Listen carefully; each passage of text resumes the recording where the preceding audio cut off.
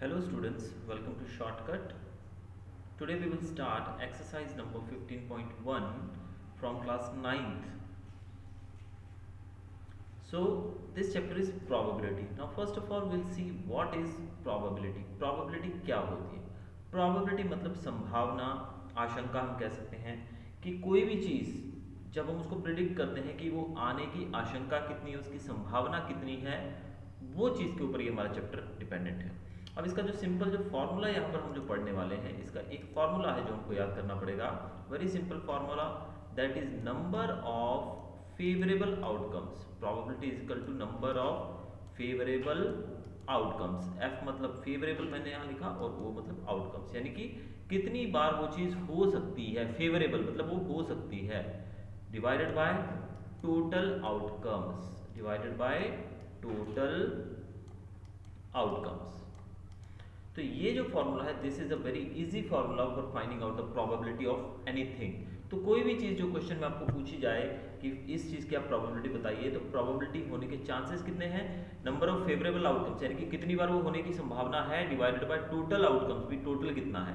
इसको मैं एक एग्जांपल के द्वारा आपको समझाना चाहूँगा कि सपोज अब यहाँ पर बहुत अच्छे से एग्जांपल भी दिया, देखिए in a cricket match a batswoman hits a boundary 6 times out of 30 balls. एक क्रिकेट मैच के अंदर एक बैट्सवुमन, एक लेडी बैट्समैन जो है, वो बाउंड्री लगाती है 6 टाइम्स आउट ऑफ 30 बॉल्स, यानी कि 6 बार उसने बाउंड्री लगाई। कितनी बॉल में, 30 बॉल में। समझो कि वो 30 बॉल खेलती है तो 30 बॉल में 6 बार बाउंड्री लगाती है।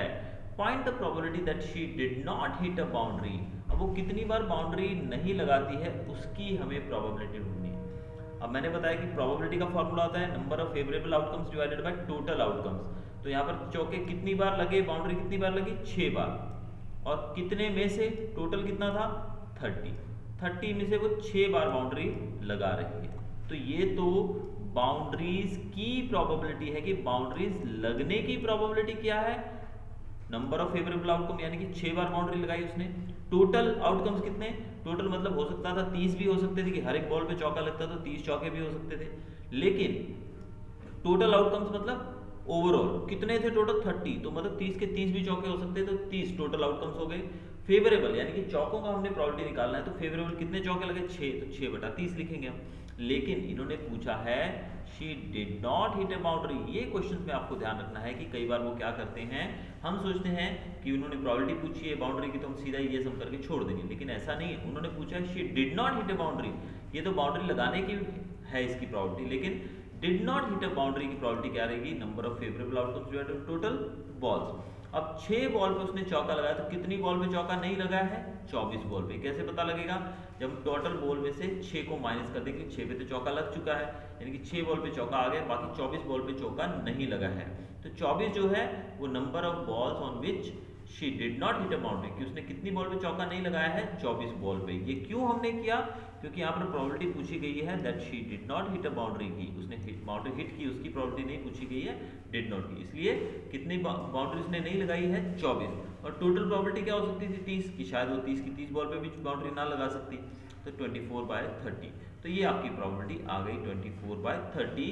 अब इसको आप रिड्यूस फॉर्म में कर सकते हो। आप देखिए ये दोनों ही किसके टेबल में कटेंगे, 6 के टेबल में। देखिए 6 4 24, 6 5 30, तो 4/5। तो इस तरीके से जो भी आंसर आता है उसको आप रिड्यूस फॉर्म में, लोएस्ट फॉर्म में ले जा सकते हैं, ताकि हमारा आंसर थोड़ा इजी हो जाए। तो 4/5 आंसर यहाँ पर आ गया। अभी आपको लगभग एक चीज क्लियर हो गई होगी कि किस प्रकार से हमें प्रोबेबिलिटी निकालनी है, लेकिन कुछ सम्स के अंदर डिड नॉट जैसे यहाँ पर दिया गया है, तो ये कैसे निकाला जा सकता है। चलिए नेक्स्ट सम देख लेते हैं। अभी पूछा गया है यहाँ पर टोटल फैमिलीज की बात की गई है। 1500 families with 2 children were selected randomly and the following data were recorded. Number of girls in a family, एक फैमिली के अंदर 2 बच्चियां, यानी कि 2 लड़कियों वाली फैमिली कितनी थी, इतनी। एक लड़की वाली फैमिली थी, इतनी। और किसी भी कोई भी लड़की ना हो ऐसी फैमिली थी, यानी कि टोटल फैमिलीज थी 1500। तो 1500 फैमिली का जब डाटा कलेक्ट किया गया, तो उसमें से ऐसा पता लगा कि 475 फैमिलीज के अंदर 2 लड़कियां हैं, 814 फैमिलीज के अंदर एक एक लड़की है, और 211 ऐसी फैमिलीज हैं जिनमें एक भी लड़की नहीं है। अब हमें प्रोबेबिलिटी फाइंड करनी है कि 2 गर्ल्स हैं, 2 गर्ल्स की प्रोबेबिलिटी फाइंड करनी है। अब 2 गर्ल्स कितनी फैमिलीज के पास हैं, 475, और टोटल कितना है 1500। यानी कि कितनी फैमिलीज को उन्होंने चेक किया, कितनी फैमिलीज का उन्होंने डाटा कलेक्ट किया, 1500 फैमिलीज का। तो होने को तो ये भी हो सकता था कि सब फैमिलीज के पास दो दो लड़कियां होती, तो टोटल जो हमारा आउटकम्स रहेगा वो 1500 रहेगा। लेकिन निकली कितनी फैमिलीज के पास दो दो लड़कियां, सिर्फ 475। तो 475/15 ये हमारी प्रॉबिलिटी रहेगी। इसको जब आप रिड्यूस फॉर्म में करेंगे तो आपका आंसर आ जाएगा 19/60।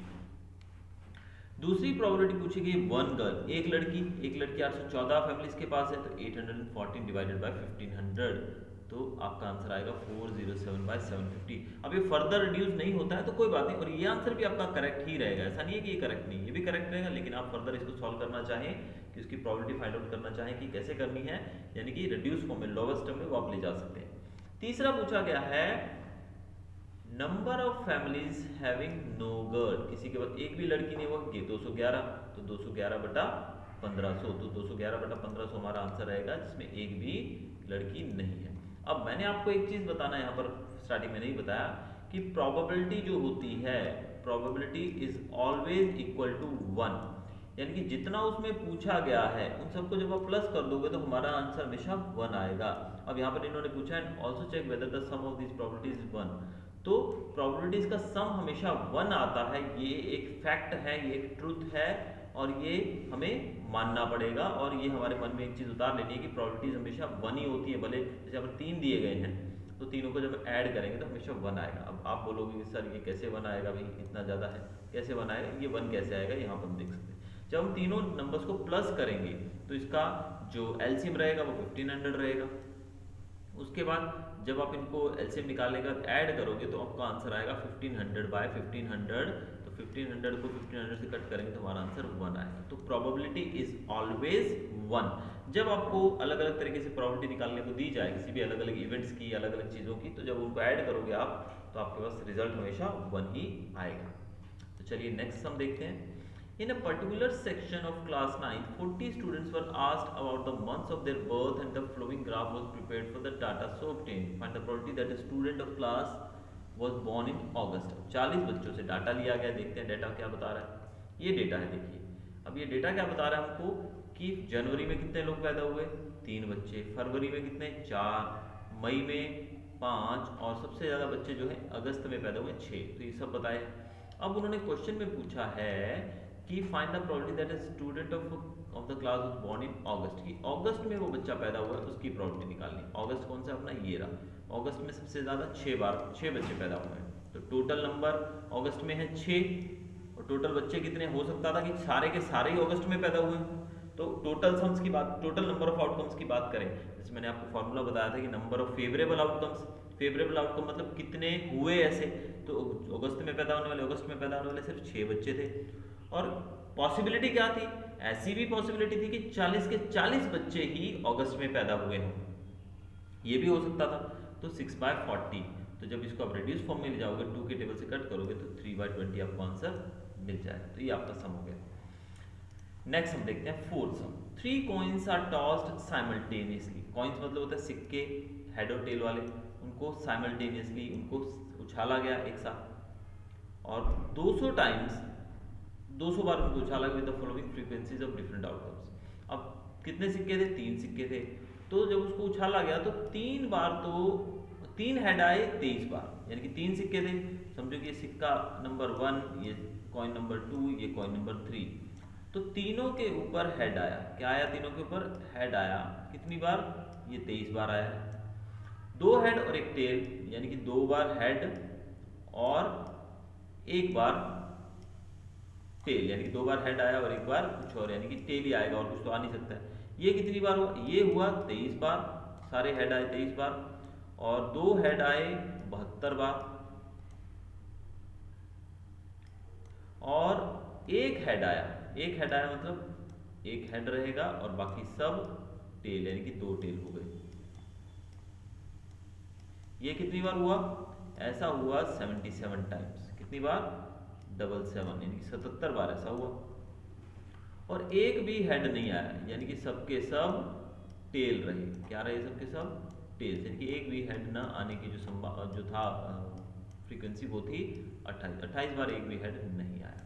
ठीक है, तो ये है हमारा डेटा। पूछा क्या गया है, if the 3 coins are simultaneous again compute the probability of 2 heads coming up। 2 head आने की संभावना हमें देखनी है। कितने हेड? 2 हेड आने की संभावना देखनी है। तो टोटल टॉसेस कितने थे? 200 बार उछाला था, तो हो सकता था 200 बार ही हेड आ जाता, लेकिन हेड 2 कितनी बार आए हैं? 72 बार आए हैं। तो 72 बटा 200, तो रिड्यूस फॉर्म में करोगे 8 के टेबल से कट करोगे, 8 9 जा 72, 8 25 जा 200, तो ये आपकी प्रॉपर्टी आ गई। ये प्रॉपर्टी हमने किस चीज़ की निकाली? 2 हेड आने की। तो इसी तरीके से अगर वो और कुछ पूछते तो वो और भी हम निकाल सकते थे। बहुत ही आसान चैप्टर है बच्चों ये, बस ध्यान देते जाइएगा। सिर्फ आपको एक ही चीज़ की ज़रूरत है, वो है कंसंट्रेशन की। आप कंसंट्रेट करिएगा, ध्यान दीजिएगा, बाकी सब मैं करवा रहा हूँ आपको, don't worry. An organization selected 2400 families at random and surveyed them to determine a relationship between income level and the number of vehicles in a family. The information gathered is listed in the table. अब देखिए यहाँ पर पूछा गया, बताया गया है कि एक टेबल बनाया गया जिसमें मंथली इनकम है, यानी कि 7,000 रुपये से कम कितने लोग कमा रहे हैं, और 7,000 से 10,000 की फैमिली, 10 से 13, 13 से 16 और 16 से ज़्यादा। अब इतने मतलब उनकी इनकम के आधार पर उनको बांटा गया। तो एक भी व्हीकल किसके घर पे नहीं है? 10 लोग ऐसे थे जो 7,000 से कम कमा रहे थे, उनके पास गाड़ी नहीं थी, और 7 से 10 वालों के पास एक भी ऐसा नहीं था, उन सबके पास गाड़ियाँ थी। 10,000 से 13,000 कमाने वाला एक फैमिली मिली जिसके पास गाड़ी नहीं थी, और 13 से 16,000 वाली 2 फैमिलीज मिली, 16,000 से ऊपर वाली सिर्फ एक फैमिली मिली। अब एक एक गाड़ी कितने घरों में थी? 7,000 से कम कमाने वाले 160 लोगों के पास एक एक गाड़ी थी, 25 लोगों के पास 2 गाड़ियां थी, और 2 से ज़्यादा तो एक के पास भी नहीं थे। तो ये डाटा पूरा दिया गया है यहाँ पर। यहाँ पर ये बताया गया कि एक एक गाड़ी वाले कितने लोग थे, 2 वाले कितने थे, और 2 से ज़्यादा वाले कितने थे। तो इस तरीके से डाटा हमारे सामने दिया गया। अब पूछा क्या गया देखते हैं। Suppose a family is chosen, एक फैमिली हमने निकाली इनमें से, अर्निंग ₹10,000 to 30,000 पर मंथ एंड ओनिंग 2 व्हीकल्स। अब 10,000 से 13,000 कमाने वाला, यानी कि हमारे पास फिगर आ गया ये वाला टेबल, 10 से 13 कमाने वाला per month and owning 2 vehicles exactly, 2 vehicles, कम से कम उसके पास कितने व्हीकल्स? 2 vehicle exactly 2 vehicle. अब इसमें कई बार तो ये भी लिखा जाता है एटलीस्ट 2 व्हीकल, एटलीस्ट में फिर ज़्यादा वाले भी आएंगे, कभी कभी लिखा होता है मैक्सिमम 2 व्हीकल, तो वैसे यहाँ पर लिखा गया एग्जैक्टली 2 व्हीकल्स। तो 2 व्हीकल्स कितने लोगों के पास है? 29 लोगों के पास है, ठीक है। एग्जैक्टली 2 कितने का? 29 के पास है। अब टोटल जो है, टोटल कितना होता है? हमारे पास फैमिलीज कितनी थी? 2400 फैमिलीज थी। तो 2400 फैमिलीज थी, इसलिए 29 बटा 2400 ये हमारी प्रॉपर्टी आ गई। फिर दूसरा उसने पूछा है अ फैमिली अर्निंग 16,000 मोर पर मंथ एंड ओनिंग 1 व्हीकल, एक गाड़ी हो उनके पास और 16,000 से ज़्यादा कमा रहा हो, एक गाड़ी और 16,000 से ज़्यादा, 16,000 से ज़्यादा यानी कि ये वाला, और एक गाड़ी 16,000 से ज़्यादा ये, और एक गाड़ी मतलब 579 था, तो 579 था, तो इसका मतलब 579 बटा 2400 रिड्यूस फॉर्म में कर देंगे आप, तो ये आंसर आ जाएगा। अब यहाँ पर आपको घबराने की जरूरत नहीं है कि भाई ये टेबल में क्या दे दिया है, टेबल में क्या दे दिया, कुछ भी दे दिया हो टेबल में, ये भले घुमा फिरा के कुछ भी पूछ रहे हो, हमें कुछ ये नहीं ढूंढना है कि इनमें कौन कम कमा रहा है, कौन ज़्यादा कमा रहा है, कितने किससे ज़्यादा कमा रहे हैं, ऐसा कुछ नहीं। सिंपल प्रोबेबिलिटी, हमें बस जो दिया गया है उस टेबल को पकड़ लेना है। तीसरा देखिए, अर्निंग लेस देन 7,000 पर month and does not own a vehicle, 7,000 से कम, 7,000 से कम कौन कितने लोग कमा रहे हैं, उसमें एक भी व्हीकल जिसके पास ना हो, does not own a vehicle, एक भी व्हीकल ना हो, कितने हैं 10, तो 10 बटा 2400, देखिए आ गया 10 बटा 2400, ये रहा आपका आंसर 10 बटा 2400। तो रिड्यूस फॉर्म में करोगे तो 1 बटा 240 आ जाएगा। चौथा क्या पूछा गया यहाँ पर? चौथा पूछा गया है अर्निंग रुपीज 13,000 to 16,000, 13,000 से लेके 16,000 तक, और owning more than 2 vehicles, more than 2 vehicle, 2 से ज्यादा, कितने हैं 2 से ज्यादा? 25 है 2 से ज्यादा, यस 25, तो 25 बटा 2400, तो ये रहा आपका आंसर। 25 बटा 2400 करेंगे तो आपका आंसर आ जाएगा ये वाला, रेड्यूस फॉर्म में ले जाइए। अब इसका अंतिम जो पार्ट है इसका, owning not more than 1 vehicle, यानी कि एक से ज्यादा व्हीकल ना हो, एक से ज्यादा व्हीकल ना हो। अभी एक से ज्यादा व्हीकल ना हो बोला है, उन्होंने ये नहीं बताया कि कितना कमाने वाला, यानी कि उन्होंने इस फिगर को छोड़ दिया है, ये टेबल हमारे पास नहीं दिया है, लेकिन उन्होंने सिंपली बोल दिया कि not owning more than 1 vehicle, एक से ज्यादा व्हीकल ना हो। तो एक से ज्यादा व्हीकल किसके पास नहीं है? ये एक एक वाली यही है ना सब, तो एक से ज्यादा व्हीकल किसके पास नहीं है? अ फैमिली ओनिंग 0 और 1 व्हीकल, यानी कि एक से ज्यादा। अब यहाँ पर ये भी देखिए छोटी छोटी गलतियां यहाँ पर हमसे होंगी। Owning not more than 1 vehicle, एक से ज्यादा व्हीकल ना होना। अब उन्होंने जो शब्द कहा है owning not more than 1 vehicle, यानी कि एक से ज्यादा ना होना, यानी कि इस टेबल में तो हमको जाना ही नहीं है। इससे आगे ये दो टेबल तो हमें देखने भी नहीं है, क्योंकि ये तो दो और दो से ज्यादा वाले। Owning not more than 1 vehicle, एक से ज्यादा नहीं है, एक से ज्यादा नहीं है, लेकिन उन्होंने एक से कम भी नहीं बोला है। ठीक है, उन्होंने ये नहीं कहा भी एक से कम भी नहीं है, एक से कम भी हमें जोड़ना है इसमें, because they have told us owning not more than 1 vehicle, एक से ज्यादा व्हीकल उनके पास ना हो, एक से ज्यादा ना हो, यानी कि दो या दो से ज्यादा ना हो, तो इस टेबल को हम नहीं लेंगे। लेकिन एक व्हीकल वाला ओनिंग नॉट मोर देन, एक व्हीकल वाले ये रहे, नॉट मोर देन 1, इनके पास भी तो एक से ज्यादा भी तो नहीं है ना, यानी कि एक से कम ही है। लेकिन उन्होंने यहाँ ये नहीं बोला कि एक से कम वाले नहीं लेने हैं, सिर्फ एक वाले लेने हैं, उन्होंने बोला है 1 से ज्यादा ना हो। तो ये पूरा टेबल और ये पूरा टेबल यहाँ पर प्लस किया जाएगा। अब देख लीजिए यहाँ पर ये पूरे टेबल को, यानी कि 10 0 ये जो टेबल से दोनों, उन दोनों को ऐड करेंगे तो हमारा आंसर आएगा 2062 divided by total outcome that is 2400, तो हमारा आंसर आ जाएगा 1031/1200। अब आपको एक चीज फिर से समझा दूं मैं कि वहां पर लिखा है owning 1 vehicle not more than 1 vehicle, यानी एक से ज्यादा नहीं है। यानी कि हमारे पास व्हीकल कितने थे मैक्सिमम, 0 था, 1 था, 2 था और 2 से ज्यादा, यानी कि 2 प्लस यानी कि 3 और उससे ज्यादा, तो ये 4 कॉलम थे, 1 2 3 4। अब इसमें उन्होंने बोला एक से ज्यादा नहीं है, एक से ज्यादा नहीं है मतलब ये तो हम कैलकुलेट नहीं करते, लेकिन एक से कम नहीं बोला उन्होंने, तो एक से ज्यादा नहीं है बोला, तो ये दोनों कॉलम्स हम इसमें ऐड करेंगे, तो इसीलिए हमने इसमें सबको प्लस किया है। आगे देखिए अभी, following table shows the performance of 2 sections of students in maths test of 100 marks. 100 mark का टेस्ट है भाई, 2 सेक्शंस है, ठीक है, 100 मार्क का टेस्ट बताया गया है। तो 0 से 20 मार्क कितने बच्चों को आए हैं, 7 बच्चों को आए हैं। 20 से 30 नंबर 10 बच्चों को आए हैं। 30 से 40 10 बच्चों को आए हैं। 70 से ज़्यादा 8 बच्चों को आए हैं, सो ऑन। तो टोटल बच्चे यहाँ पर बताए गए कितने, 90 बच्चे बताए गए। Find the probability that student obtained less than 20% in mathematics test, 20% से कम। अब यहाँ पर देखिए 20% से कम पूछा गया है, ठीक है। यहाँ पर ये इन्होंने क्या दिया है,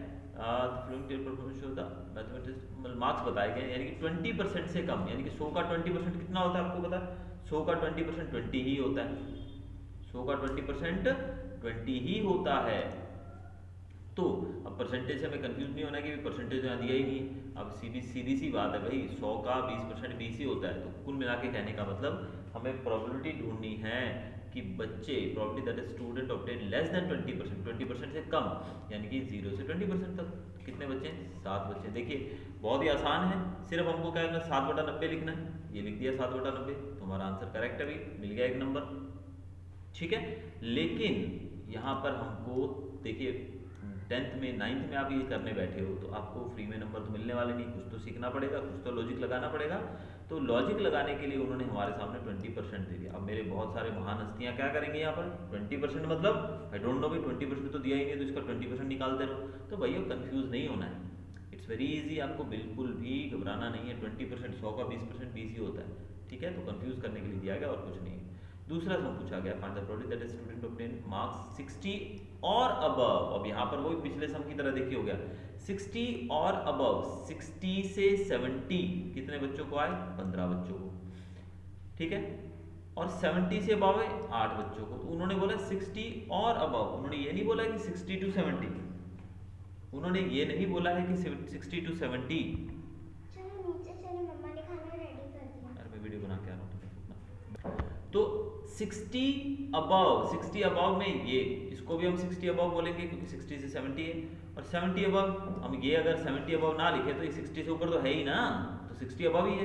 तो इन दोनों कॉलम्स को हमें ऐड करना पड़ेगा, क्योंकि उन्होंने बोला 60 अबव, तो 60 अबव में ये कॉलम भी आता है और ये भी आता है। भले 70 अबव है लेकिन 60 अबव तो हुआ ही नहीं है। तो 15 और 8 कितना हो गया, 15 और 8 23, तो 23/90 ये रही आपकी दूसरी प्रोबेबिलिटी। तो थोड़ा लॉजिक मेरे भाइयों लगाना पड़ेगा। सो मेरे ख्याल से इतना तो हम लॉजिक लगा ही सकते हैं।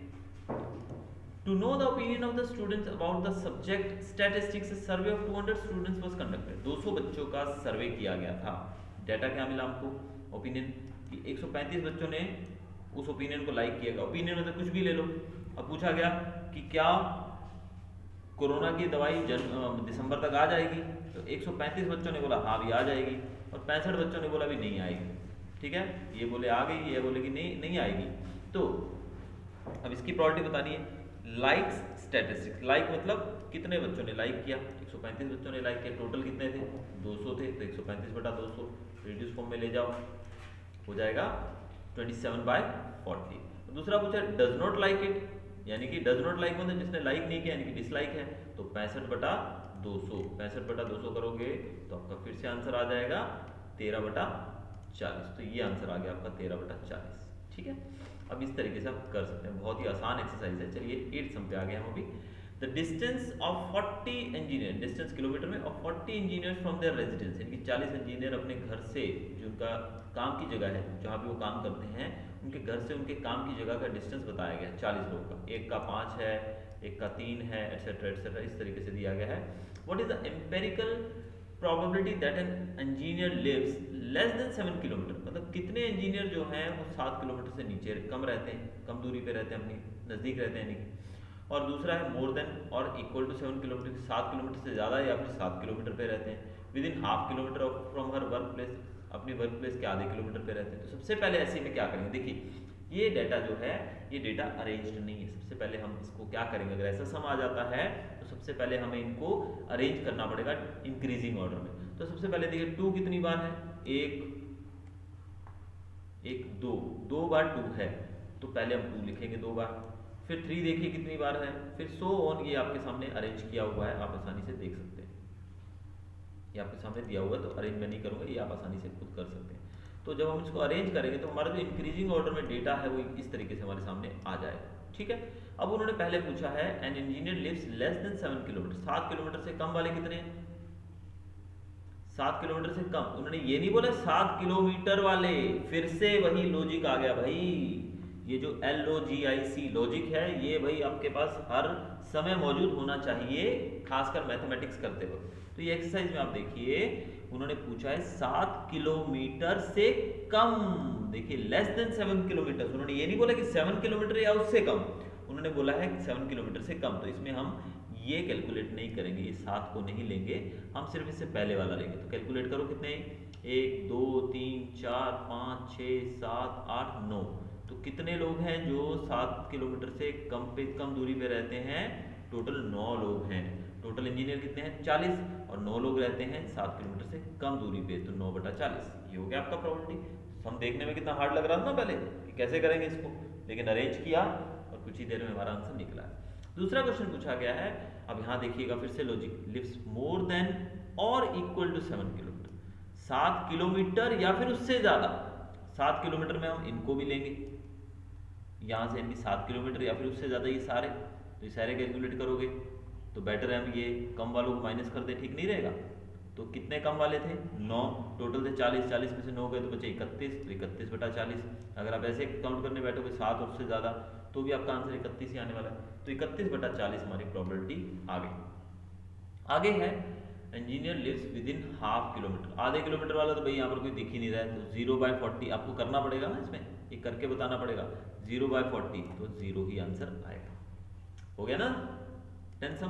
तो चलिए 9 and 10 are activities, so students should perform these activities on their own. तो ये एक्टिविटीज है 2 सम्स, इनको छोड़ के हम 11th वाले पे चल रहे हैं।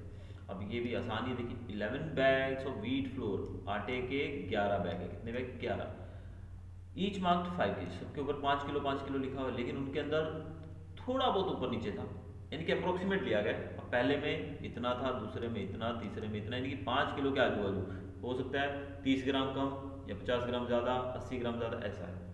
ठीक है, find the probability that any of these bags chosen at random contain more than 5 kg flour, कि हमें इनमें से रैंडमली कोई भी बैग लेंगे तो उसका जो वजन है वो 5 किलो से ज़्यादा निकलेगा। तो पहले हम देखेंगे 5 किलो से ज़्यादा वाले कितने हैं, देखिए ये 1 2 3 4 5 6 7, अब 7 लिए हमने भाई। अब ये 2 को क्यों छोड़ दिया आप बोलोगे सर ये तो 5 kg वाले हैं, लेकिन उन्होंने भाई क्या बोला है यहाँ पर, मोर देन 5 kg। उन्होंने ये नहीं बोला 5 kg और मोर, अगर वो बोलते 5 kg और मोर या 5 kg एंड मोर तो हम इनको भी गिनते हैं, लेकिन उन्होंने बोला ओनली मोर देन 5 kg। तो ये कितने 1 2 3 4 5 6 7 7 हैं, तो टोटल बैग 11, तो 7/11 आ गया हमारा आंसर भाई। लग रहा है ना आसान अभी? मेरे ख्याल से पहले तो बहुत टफ लग रहा होगा भी क्या कर रहे हैं सर, कुछ समझ नहीं आ रहा है, लेकिन अब तो आपको मेरे ख्याल से फिंगर टिप्स पे हो जाएगा सब कुछ। चलिए 12th में देखते हैं। A study was conducted to find out the concentration of sulfur dioxide in the air ppm parts per million of a certain city। एक सिटी के अंदर, हवा के अंदर कितनी सल्फर डाइऑक्साइड है। तो डाटा जो 30 दिन में उन्होंने डेटा लिया वो ये है कि पहले दिन जो डेटा उन्होंने कलेक्ट किया उसमें उन्होंने देखा कि इतनी थी कार्बन डाइऑक्साइड, फिर दूसरे दिन मतलब इस तरीके से उन्होंने 30 दिन का लिया है। Using this table find the probability of the concentration of sulphur dioxide in the interval of 0.12 to 0.16 on any of these days। अब हमें देखना है कि 0.12 और 0.16 के बीच में कितने दिन थे। तो पहले हम क्या करेंगे, 0.12 और 16 वाले देखेंगे कितने हैं भाई।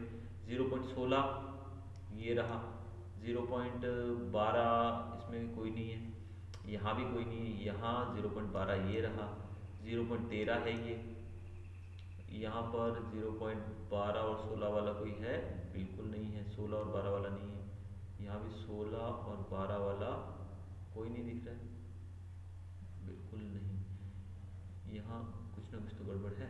Number of days on which the concentration was in the interval 12, यानी कि हमें देखना है 13 14 15 होना चाहिए। 13 14 15 वाला कोई है यहाँ पर, यहाँ भी नहीं है, 13 वाला है, 13 14 15 वाला कोई नहीं है, 13 14 15 वाला कोई नहीं है, सिर्फ 16 दिया गया है। अब यहाँ पर इन्होंने जो सम के हिसाब से अगर इन्होंने ऐसा दिया गया होता, क्योंकि थोड़ा ही कंफ्यूज हो रहा हूँ मैं भी यहाँ पर कि इंटरवल यानी कि कितना है, अगर 0.12 वाला कितना है, 0.12 है यहाँ पर, ये रहा 0.12, और 0.16 मतलब 0.16 ये रहा, तो 2, तो इस कारण से यहाँ पर हमने 2 लिए हैं, 2/30, टोटल आउटकम 30 है डेज, और 16 और 12 कितने दिन है, एक दिन 12 है और एक दिन 16 है, यानी कि 12 और 16 वाले 2 ही दिन हैं, तो 2/30 आएगा, यानी कि 1/50। तो आप इस तरीके से इसको कर सकते हैं। कैसे करेंगे हम फिर से एक बार देख लेते हैं जरा, कि इन्होंने पूछा है कि ऐसे दिन बताइए जब उसकी कंसंट्रेशन जो है 0.12 हो या फिर 0.16 हो। तो 0.16 वाला भी एक दिन है हमारे पास और 0.12 वाला भी एक दिन है, तो टोटल कंसंट्रेशन आ जाएगा हमारा 2 दिन हो गए, तो 2/30 यानी कि 1/15 हमारा आंसर आ जाएगा। लास्ट हम देख लेते हैं हम लोग। The blood groups of 30 students of class 8 are recorded. Blood group लिखे गए हैं। Use this table to determine the probability that a student of this class selected at random has blood group AB। AB group है इस किसी बच्चे का, उसकी probability हमें ढूंढनी है। तो AB वाले कितने हैं वो देखो पहले, 1 2 और 3 है AB वाले, बाकी कोई भी AB वाला नहीं है। A और B अलग जरूर है, A B O ये अलग अलग जरूर है, लेकिन AB ग्रुप वाले सिर्फ 3 हैं। टोटल बच्चे कितने यहाँ पर बताए गए 30। आपको बार बार गिनने की भी जरूरत नहीं है कितने बच्चे हैं, दिया गया होगा क्वेश्चन के अंदर। तो 3/30 दैट इज 1/10। तो ये था हमारा वीडियो 15.1 एक्सरसाइज का। Thanks for watching, have a nice day, stay safe, stay blessed. Thanks for watching.